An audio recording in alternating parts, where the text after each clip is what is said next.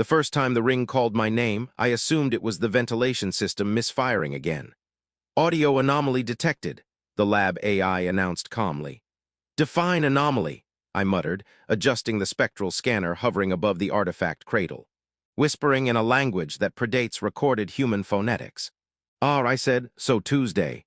The relic rested inside a containment field, suspended in a cradle of blue light. According to the museum registry, it had been recovered from a rogue asteroid drifting beyond Neptune's orbit. According to the Xenolinguistics department, the engravings along its surface translated roughly to something poetic and extremely concerning. Bound in blood, chosen in eternity, naturally they assigned it to me. I'm only touching it to recalibrate the scanner, I told the AI. Your heart rate has increased by 12%. That's because I'm underpaid. I reached into the containment field. The barrier parted at my genetic signature, harmless as mist. The metal looked dark, almost black, yet faint red veins pulsed beneath its surface like dormant circuitry. It felt warm. The instant my skin brushed it, the lab lights flickered. Containment integrity compromised, the AI said. That sounds expensive. Crimson light erupted, not violently but deliberately. It coiled around my hand like liquid silk, threading between my fingers before tightening around my ring finger. The artifact reshaped itself, shrinking with mechanical precision until it fit perfectly. I tried to pull it off. It did not agree. Every monitor in the chamber flared to life. My biometric data streamed across the walls, heart rate, neural activity, blood oxygen levels. Then a second pulse appeared beside mine. Slower, heavier, older. AI, I said carefully, why is there a second heartbeat on my screen? Cross-referencing. The second pulse synchronized with mine. Not matching. Binding. Symbols across the ring ignited, projecting holographic script into the air. The language shifted in real time as translation algorithms scrambled to keep up. Words surfaced through the distortion. Lineage acknowledged. Bond awakened. Consort designated. I stared at the final line. I don't remember applying for that position. Definition of consort, spouse of a ruling monarch. I know what it means. The temperature in the lab dropped several degrees. Not dramatically. Just enough for the air to feel deliberate. A whisper brushed against my thoughts, not audible, not exactly, more like the sensation of being addressed by something vast, chosen. I would like to respectfully decline, I said aloud. The ring pulsed once. My pulse responded. Somewhere far beyond the lab, beyond Earth's atmosphere, beyond the comfortable lie that humanity was alone, something stirred. The secondary heartbeat strengthened, echoing in my bones. The AI's voice lost a fraction of its composure. Energy surge detected in deep orbit, gravitational distortion forming. That doesn't sound local. It is not. The wall display shifted to satellite feeds. Space above the northern hemisphere warped, folding inward as though an invisible hand pressed against reality. A crescent-shaped silhouette emerged from the distortion, massive and impossibly silent. Oh, I breathed, that's not a weather balloon. The object descended with slow, regal precision. No thrusters, no visible propulsion. Just controlled inevitability. The ring tightened slightly around my finger, not painfully, possessively. I would like to log a formal complaint, I told the universe. The lab doors sealed automatically. Security protocols triggered. Armed drones deployed along the corridor outside.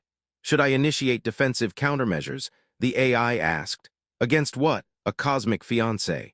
The secondary heartbeat surged again, closer now. Each pulse sent a faint tremor through the floor. Data flooded the screens. The vessel was emitting both advanced quantum signatures and something else, energy patterns that didn't conform to known physics. It was as though ancient ritual mathematics had been translated into propulsion. AI, I said slowly, hypothetically, if a ring forged in blood rights binds itself to a random human analyst, what are the odds that it's a mistake? Statistical probability, 0.3%. So you're saying there's a chance. The vessel pierced the cloud layer. News networks began broadcasting. Social feeds exploded. The object hovered above the research complex like a blade suspended over a throat. My throat, specifically. The whisper returned, clearer this time. Found you, I swallowed. You know, most relationships start with dinner. The ring pulsed warmly, almost amused. The external sensors detected a single life form descending from the vessel. No army, no barrage, just one. The ground outside trembled as something touched down. Energy signature approaching the main entrance, the AI reported. Security drones powered up weapons. They powered down again, not disabled. Overridden. The main doors of the facility opened without resistance. Footsteps echoed through the corridor, measured, unhurried. Each step carried the weight of centuries. The secondary heartbeat aligned perfectly with mine now. I could feel it as clearly as my own. The lab doors slid apart. She stood at the threshold. Fair skin luminous beneath the sterile lights. Long light blonde hair braided intricately over one shoulder. Long ears arcing elegantly from beneath the braids, adorned with faint crimson luminescence. Her eyes locked onto mine instantly. Not searching, recognizing, the air between us hummed with the same crimson energy that bound my hand. She took one step closer. "You touched what was mine," she said, her voice calm and resonant. "I can explain," I replied. In my defense, it was glowing. Her gaze lowered to the ring on my finger. The faintest curve touched her lips, not anger, satisfaction. "It chose correctly," she murmured. The ring flared, sealing the bond fully. The twin heartbeats merged into a single rhythm that echoed through the chamber. I looked from her to the flickering monitors, to the silent drones, to the impossible vessel hanging in the sky. "So," I said carefully, "does this mean I get dental coverage?" For a fraction of a second, something like amusement softened her ancient expression. Then she extended her hand toward me. "Come," she said, "you are already bound." I did not take her hand immediately. I considered fainting. It felt appropriate. "Before we continue," I said carefully, "I would like to clarify whether this is a diplomatic visit, an invasion, or a very aggressive proposal." Her red eyes held mine without blinking. The ring pulsed once, warm and steady. "It is recognition," she replied. "That's not one of the options. It is the only one that matters." Behind her, the lab staff remained frozen. One of the security drones attempted to reboot itself and then politely powered down again, as if deciding this was above its pay grade. The Queen stepped closer. The air shifted with her movement, not colder, not warmer, simply aware. Her long braided blonde hair rested over her shoulder, each woven strand precise. The faint crimson glow along her long ears flickered in rhythm with the ring on my finger. My finger, I would like to emphasize, had not consented to any of this. "You crossed half the galaxy because I touched a ring," I said. "I crossed it because the bond awakened. That feels like a minor technicality." Her gaze sharpened slightly. "It is not minor." The ring tightened again, not painfully, but enough to remind me that I was currently wearing interstellar consequences. The AI cleared its synthetic throat. "Unknown entity has bypassed planetary defense grids." "She has a name," the Queen said without looking away from me. I blinked. "You heard that." "I hear many things." "That's comforting, in a terrifying way." She extended her hand again. Long fingers, steady, unhurried. "If you remain here," she said, "others will come." "Others," I repeated. "Those who believe the ring should not have chosen a human." I glanced at the monitors. Satellite feeds were filling with signals, small distortions rippling at the edge of detection. "Define others," I said. "Rivals." Of course, I've always wanted rivals." The Queen tilted her head slightly, studying me as though I were a puzzle she had expected to solve centuries ago. The bond between us hummed faintly, and beneath my own anxiety, I felt something else from her. Focus. Possession. "Certainty, you are calm," she observed. "I am not calm," I said. "I am professionally dissociating." A flicker, almost a smile, touched her expression. "Good," she said, "good. You will need that." Outside, the sky trembled again. Not as violently as before, more like distant knocking. My lab suddenly felt very small. "Hypothetically," I said, "if I go with you, what happens next?" "You will stand at my side." "That's not very specific." "You will learn." "Also not specific." Her gaze softened by a fraction. "You will not be harmed." "That sounds like a legally binding promise." "It is." The ring pulsed in agreement. My pulse followed. I hesitated only a second longer before placing my hand in hers. The contact was immediate, not electricity, not heat, synchronization. The bond surged brighter, threads of crimson light spiraling around our joined hands before dissolving into nothing. The lab disappeared, not in smoke, not in drama. Space folded inward with mathematical precision, as if someone had compressed distance into a manageable inconvenience. One moment I stood under fluorescent lights. The next I stood inside a vessel that defied human engineering in every possible way. There were no visible controls. The walls curved organically, alive with faint patterns of red and silver light flowing like veins beneath translucent alloy. I took one cautious step forward. "Please tell me this thing has seatbelts." "It does not require them," she said. "That's not reassuring." The vessel moved. I did not feel acceleration. I did not feel motion at all.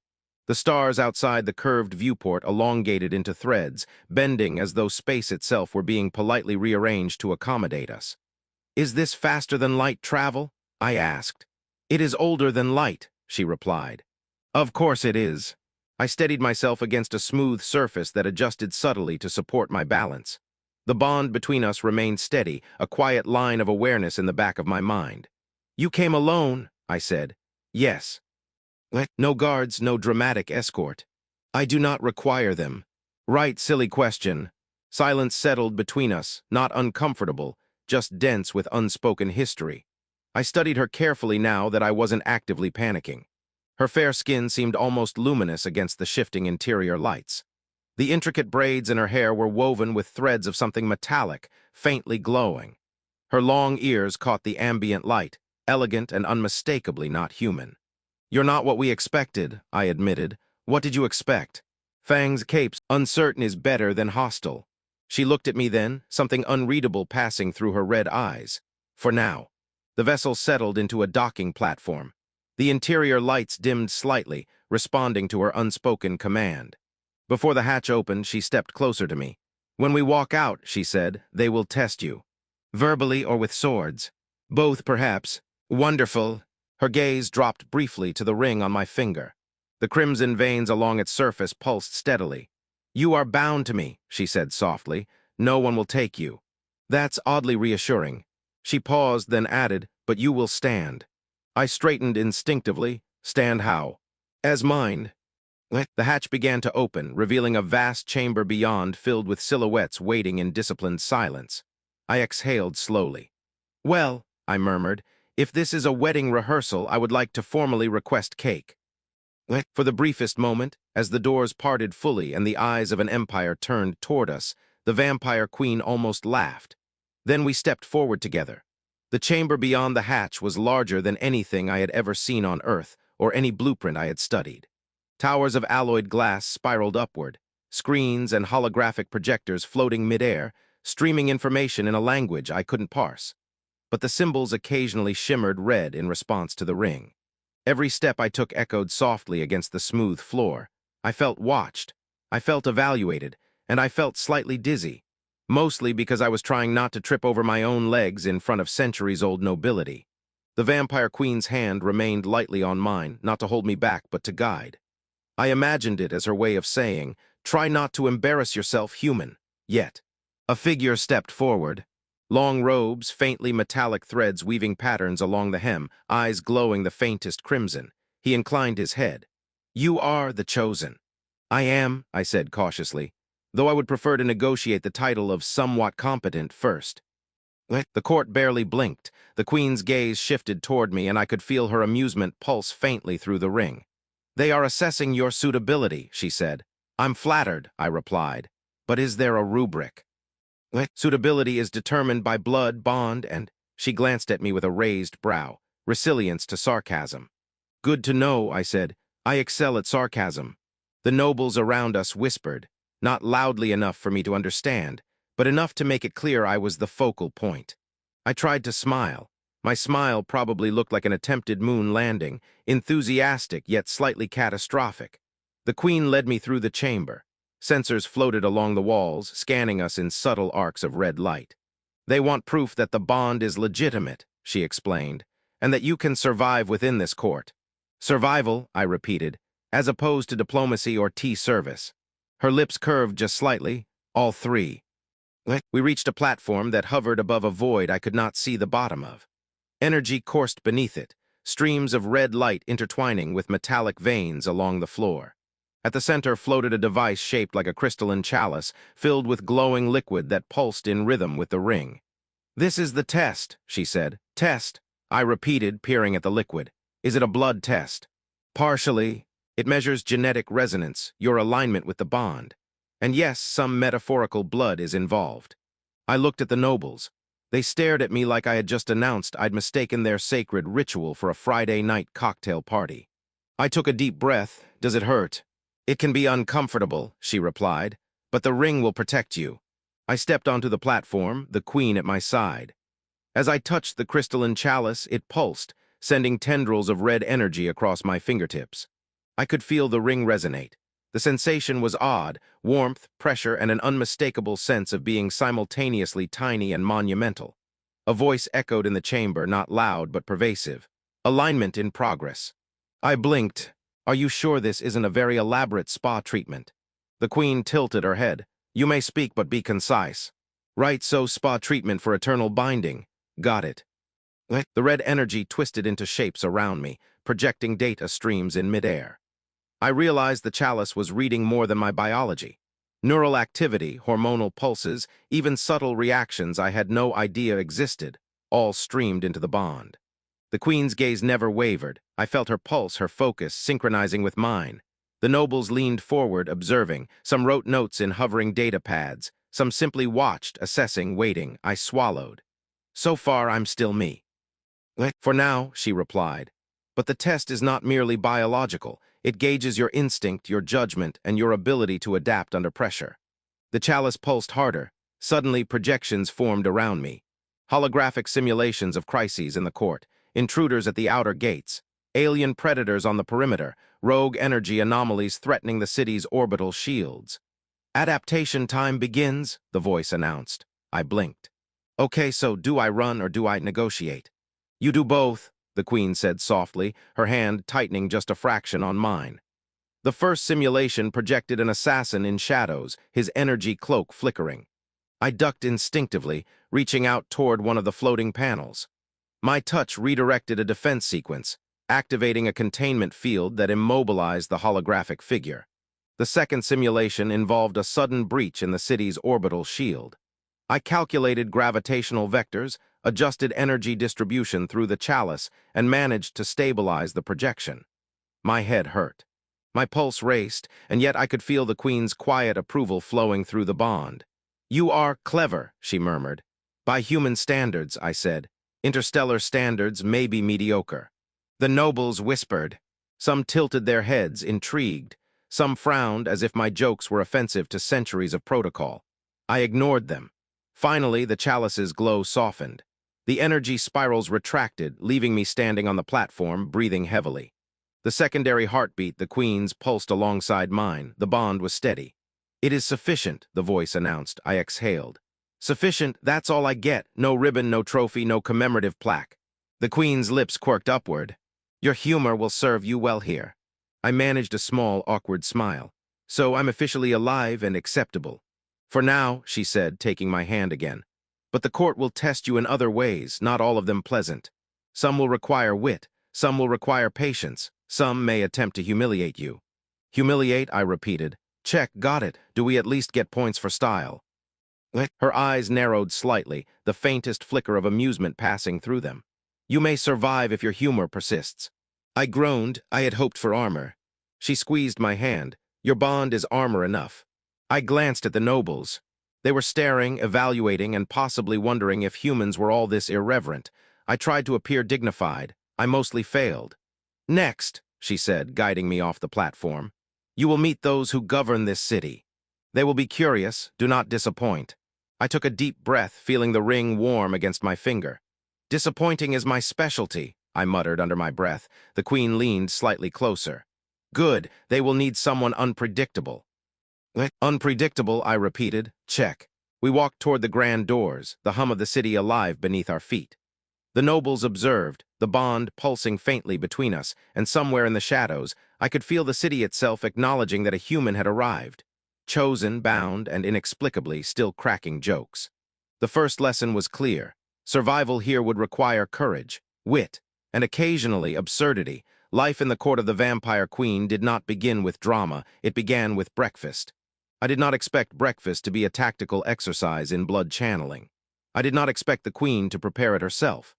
I did not expect that prepare meant using a floating crystalline knife that sliced fruit in midair with precision I could only describe as horrifyingly elegant.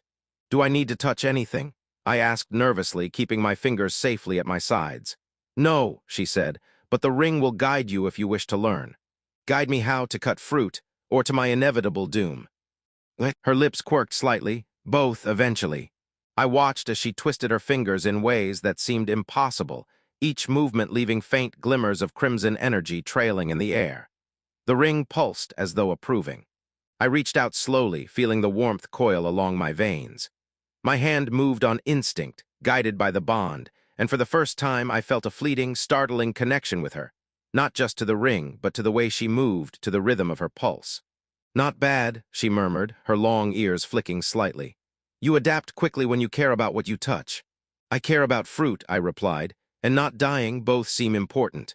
She tilted her head, amusement in her gaze. You have humor, that will help you survive. I wondered if survival was supposed to be funny. Later, I was led to the training halls. Not halls, really. Entire floors of the palace were designated for exercises in blood channeling and energy synchronization. The floors themselves were reactive. Tiles shifted subtly beneath my feet, testing balance and focus. Holographic adversaries flickered into being, forms that lunged, struck, and occasionally insulted me in a language that the ring translated humorously in thought. You smell faintly of unwashed ambition. Charming, I said. You must respond in kind, the queen instructed, standing beside me. Her long braided hair swung lightly with each subtle shift of the platform she floated above. Her crimson-tipped ears flicked, tracking every projection, every movement, every slight miscalculation I made. I lunged, and the ring pulsed in my hand. The projection froze, suspended mid-attack. I realized the ring not only protected me, it amplified my thought processes, almost like giving me a quantum processor in my brain dedicated entirely to not dying. You're learning faster than I expected, she said. Perhaps you enjoy challenge. I enjoy snacks, I replied, and avoiding being sliced in half. She didn't laugh, not out loud, but the bond hummed with faint warmth, and I felt her amusement ripple through me. The day passed in a series of trials. Reflex exercises, mental calculations, coordination drills with holographic weaponry designed for centuries-old martial techniques. The queen guided me, occasionally correcting my posture with a hand on my shoulder or a subtle pulse of energy from the ring. Each time, my pulse synchronized further with hers. Do you always teach this way? I asked, trying to catch my breath after a particularly complicated maneuver. Always, she said, and I always watch carefully. I realized that she did not simply observe, she absorbed.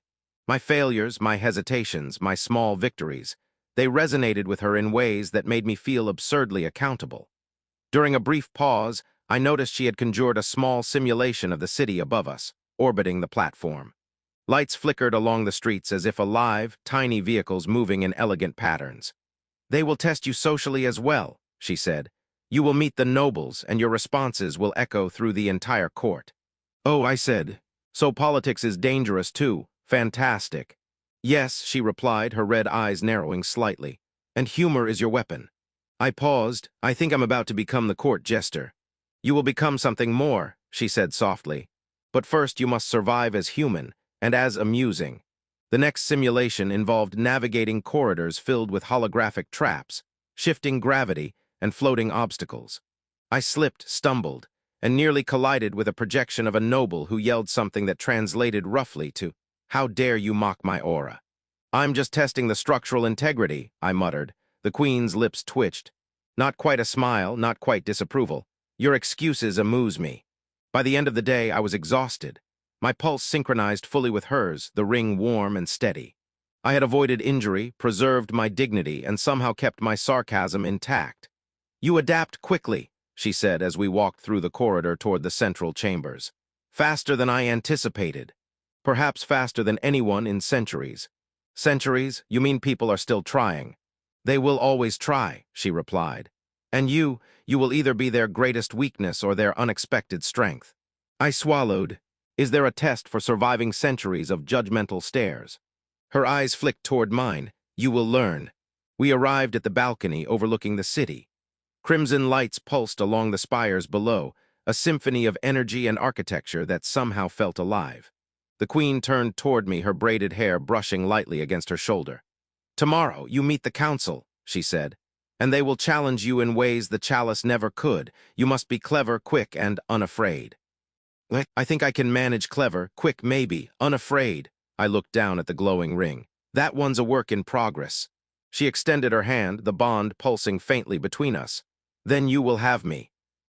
I took it, feeling the warmth, the pulse, the inexplicable connection that had grown over hours of training, humor, and absurdity.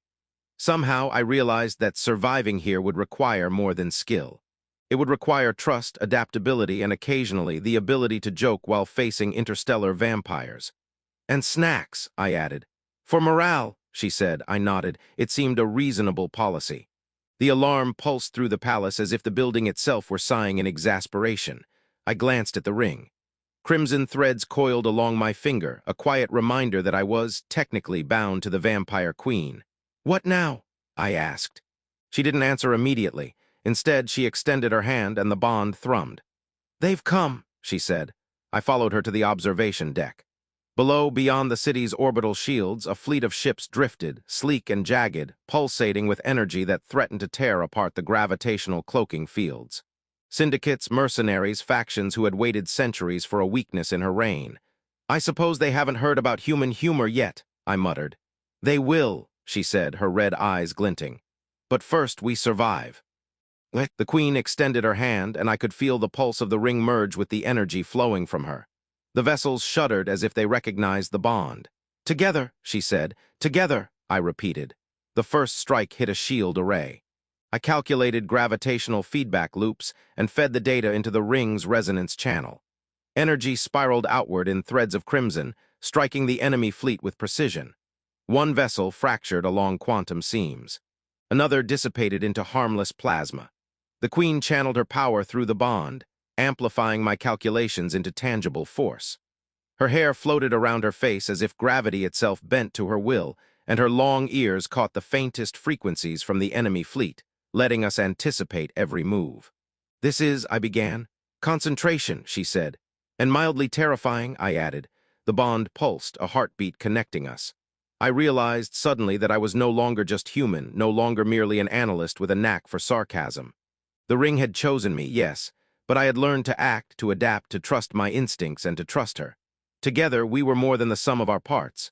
One of the mercenary ships fired a pulse, and the queen leaned close. Adjust for temporal feedback, she instructed. I did, using the chalice simulation from the training hall as a model. The pulse redirected, striking the ship itself. The fleet faltered. I can get used to this, I muttered, dodging another strike. You will get used to it, she said calmly, and you will enjoy it. A final volley approached. I felt the ring tighten, not painfully, but like a hand of reassurance. We finish this, I asked. She inclined her head. Together. The bond surged. I fed calculations. Energy flowed through the ring, through her into the fleet. Red threads lanced outward, precise and relentless. One by one, the ships disintegrated, retreating into the void. The city below remained untouched, shields intact. Silence fell, punctuated only by the residual hum of energy in the palace. I sank to my knees, exhausted. I think we won. We did, she said softly, helping me to my feet. Her hand remained on mine. The bond hummed steadily, not urgent, not demanding calm. You changed, she said, eyes searching mine. You adapted, you survived. You laughed while facing what others would have feared. I had good instruction, I replied, and snacks. Her lips quirked, a small smile that warmed more than the ring ever could. You are ready now. Not just for this court, but for what comes next. What comes next? Life, she said simply. Together. I glanced at the ring, still glowing faintly on my finger, and realized something. I had begun as a human caught in a web of ancient power, uncertain, awkward, and reliant on sarcasm to survive. Now I was something more. A partner, a bond-bearer, a strategist in a court older than stars themselves. I had grown, learned, and discovered strength I did not know I possessed. The queen led me through the grand hall. The nobles had gathered, their expressions cautious, curious, and finally respectful. I inclined my head. A small joke escaped my lips. A ripple of faint amusement passed through the room. She leaned close. You are accepted, she said, by me and by them. Accepted, I repeated. Does this